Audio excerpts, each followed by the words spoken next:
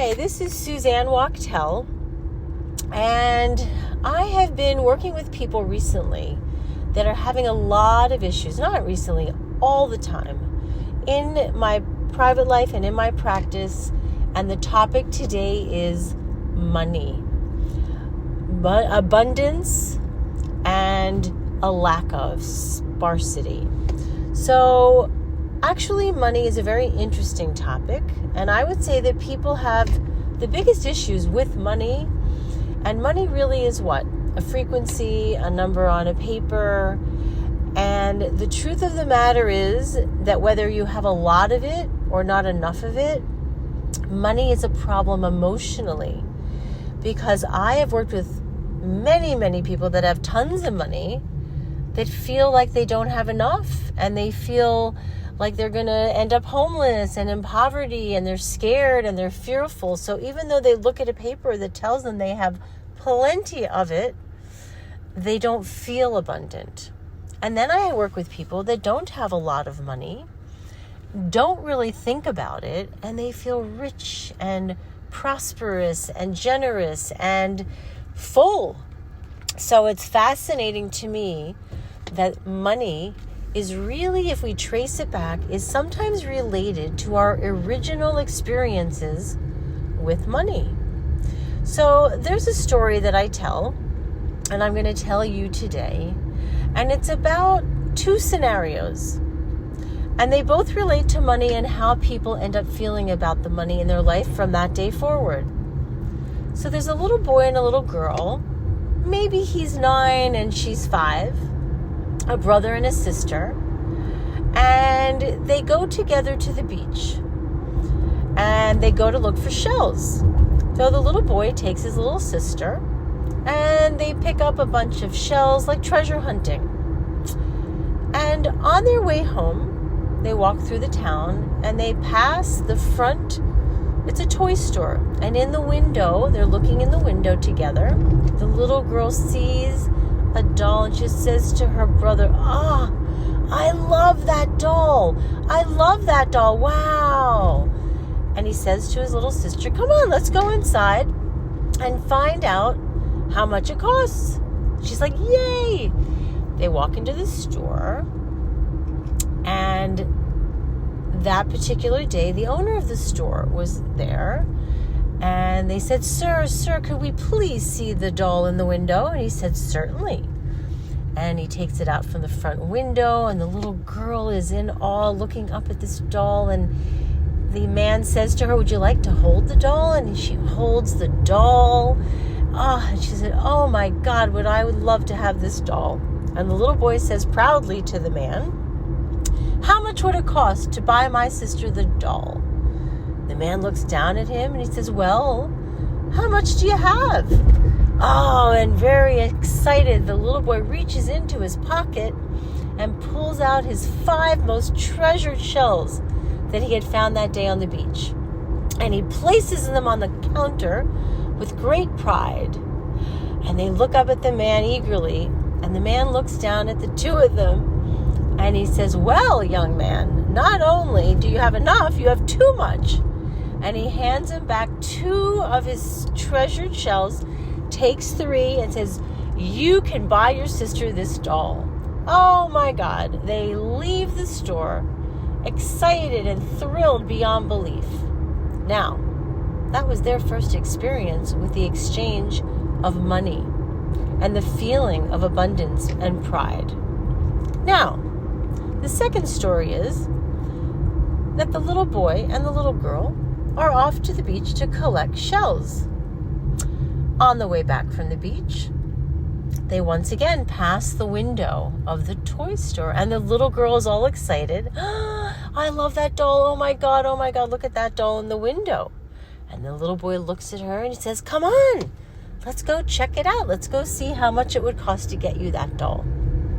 They walk in, and this particular day there was an employee there.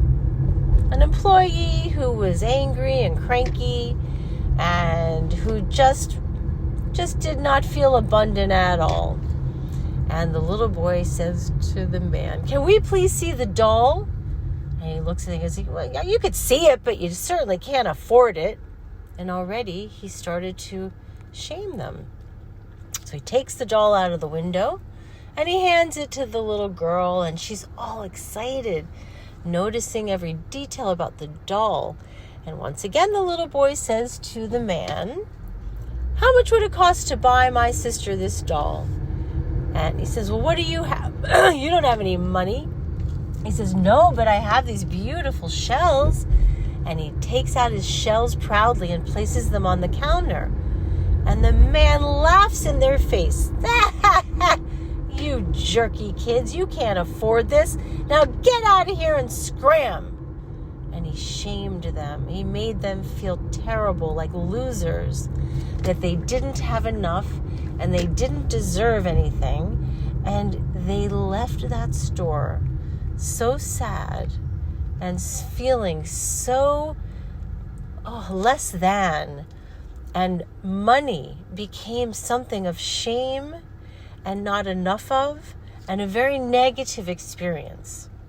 So the reason I tell in great detail these two scenarios of the children and the doll is because many of us, when it's related to money, not realizing if we grew up in poverty, or perhaps we grew up with a family that just didn't feel abundant, and they always made you feel like you didn't deserve something or you didn't have enough, and left you feeling like everybody else had more than you, and that the idea that you didn't have as much or enough, even if it was just an idea, not the truth, left you with a feeling of shame and fear and inadequacy. So money is a very important part of our lives. We obviously need it to pay for things, to take care of ourselves, for the basics, right? Food, shelter, we work for it. But somewhere in our ideology, in our minds, we have to develop a healthy relationship with money, whether we have a ton of it or we don't have enough of it. We still can be grateful and feel that we deserve and that we can have a healthy relationship with money. So I think it's super important to really tell ourselves that we have enough, we are enough. And if we live within our means, we don't have to be afraid ever of running out of it. And even people that do run out of money, right? They find a way. They find a way to feed themselves and house themselves. It just seems to always, one way or another, work out.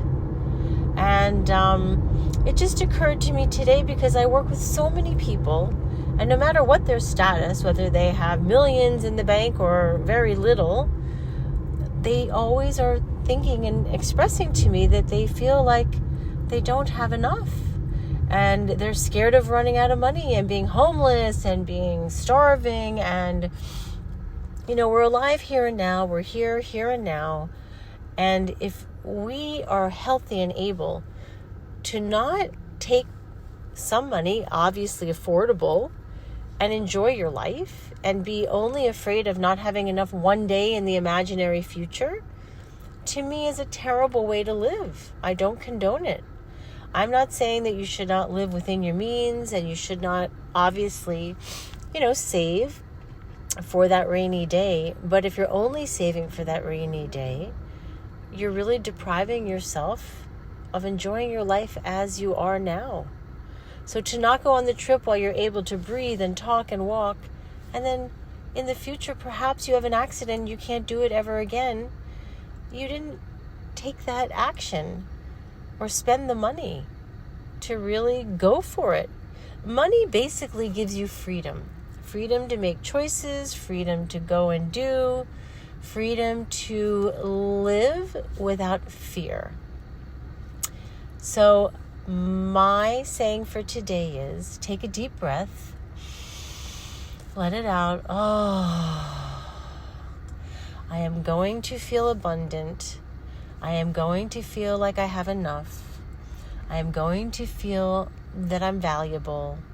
I am going to not have fear. I'm going to feel safe and I'm going to feel fulfilled.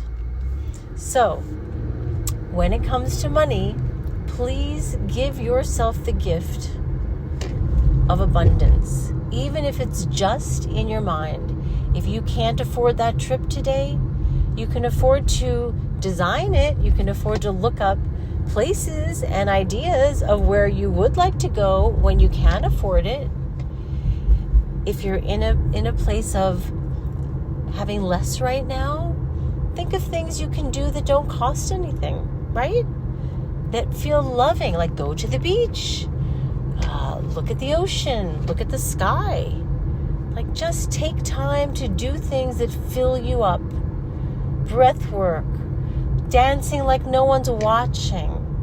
Not everything has to be expensive to be wonderful, and not everything has to be free to be done. So live it up, enjoy your lives, and start thinking abundantly. And the truth of the matter is, I believe in energy work, that we attract what we think.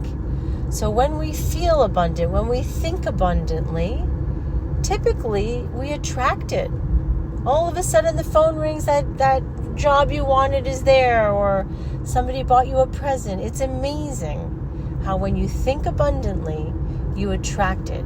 And when you think poverty and feel poverty, the doors are closed to you. So be careful what you think. This is powerful stuff. But abundance is the way to think and the way to go if you want to attract a wonderfully abundant, rich life. Have a wonderful day. And that's it for now, folks. Take care. Bye-bye.